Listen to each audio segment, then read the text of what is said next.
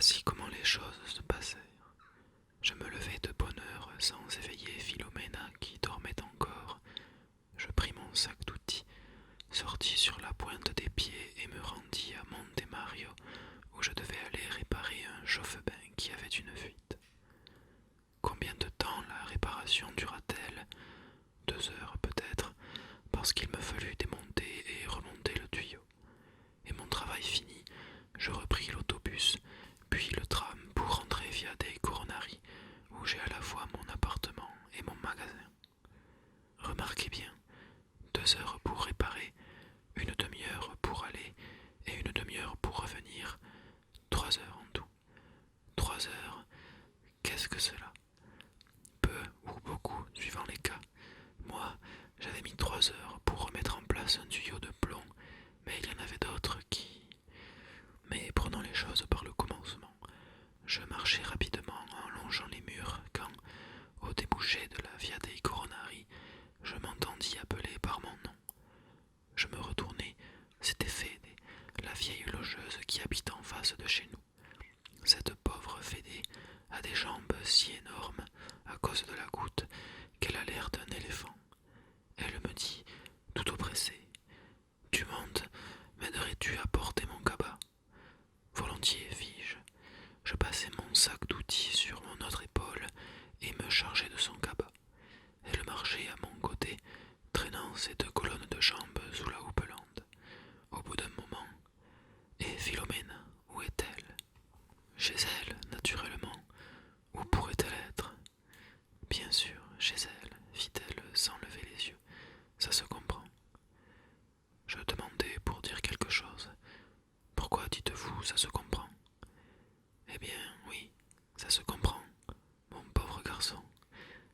Intrigué, je laissai passer quelques minutes, puis j'insistai. Pourquoi dites-vous pauvre garçon? Parce que tu me fais pitié, dit cette sorcière, toujours sans me regarder. Que voulez-vous dire? Je veux dire que les temps ont changé. Les femmes d'aujourd'hui ne sont plus comme de mon temps. Et pourquoi? De mon temps, on pouvait laisser tranquillement sa femme à la maison. Comme on l'a laissée, on l'a retrouvée. Mais aujourd'hui, par contre, aujourd'hui, ce n'est pas pareil. Allons, ça suffit. Rends-moi mon cabas et merci. Toute la joie de cette belle matinée était empoisonnée pour moi maintenant. Je dis, en tirant le cabas derrière mon dos, je ne vous le rendrai que si vous m'expliquez. Que vient faire Philomena dans tout ceci? Moi, je ne sais rien, mais un homme avisé en vaut deux.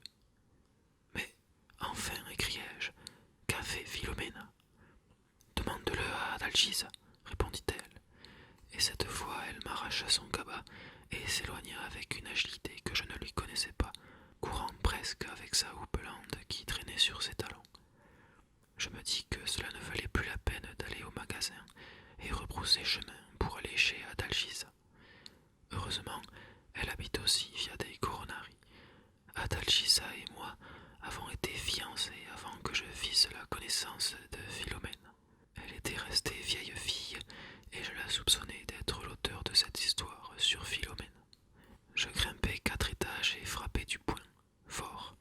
Pour un peu, elle l'aurait reçu en pleine figure en ouvrant brusquement la porte. Les manches retroussées, elle tenait un balai. Que désires-tu, Gino? Dit-elle d'un ton très sec.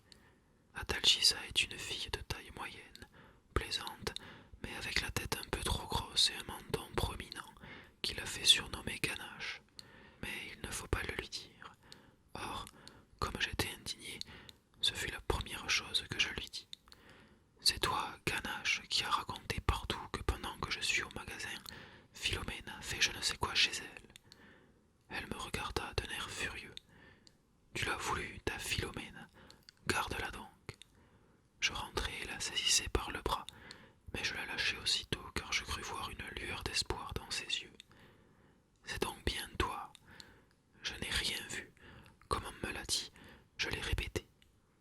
Et qui te l'a dit? Giannina.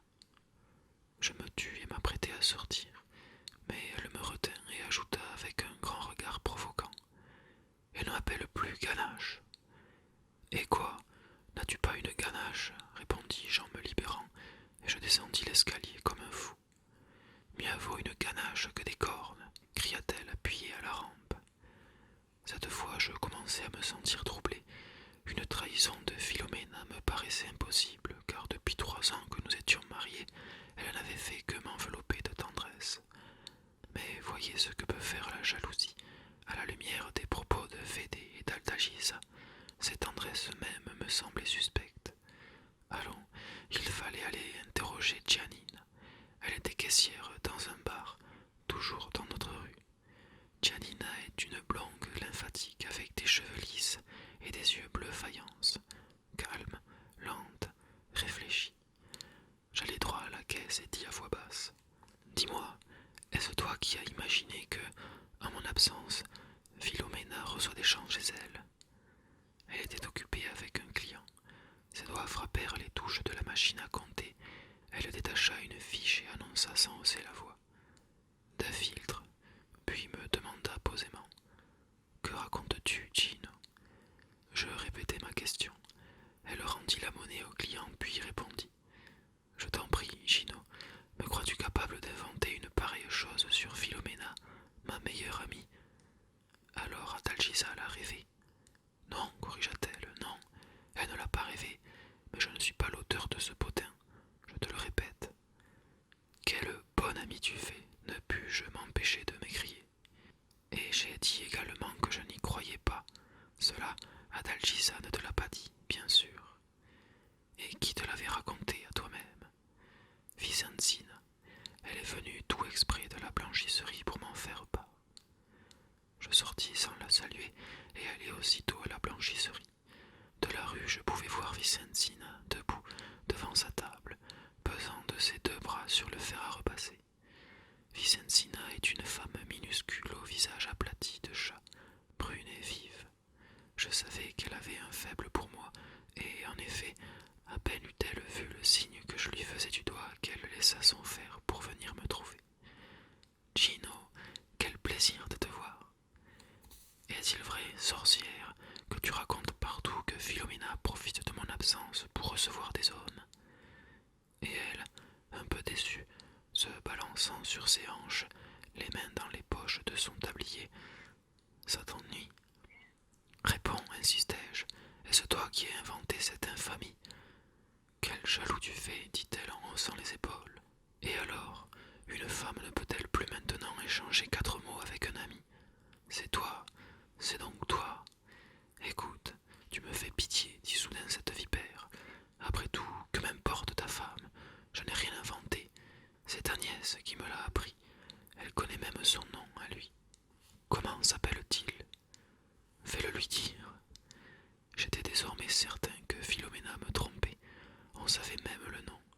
Involontairement, je pensais: c'est encore une chance que je n'ai pas de gros outils dans mon sac.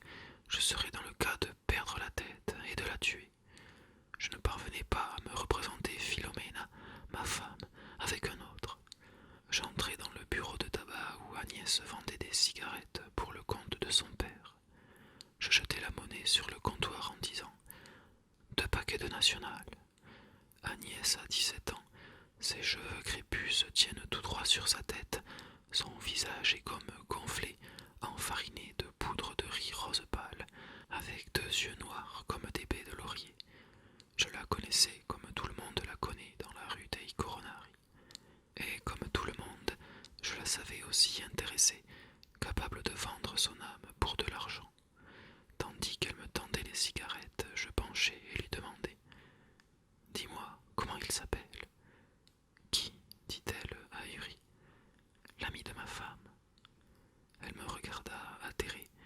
Je devais avoir la figure mauvaise. Je n'en sais rien, dit-elle rapidement. Je grimaçai un sourire. Allons, dis-le-moi. Tout le monde le sait maintenant. Je suis le seul à ne pas le savoir. Elle me regardait fixement en hochant la tête.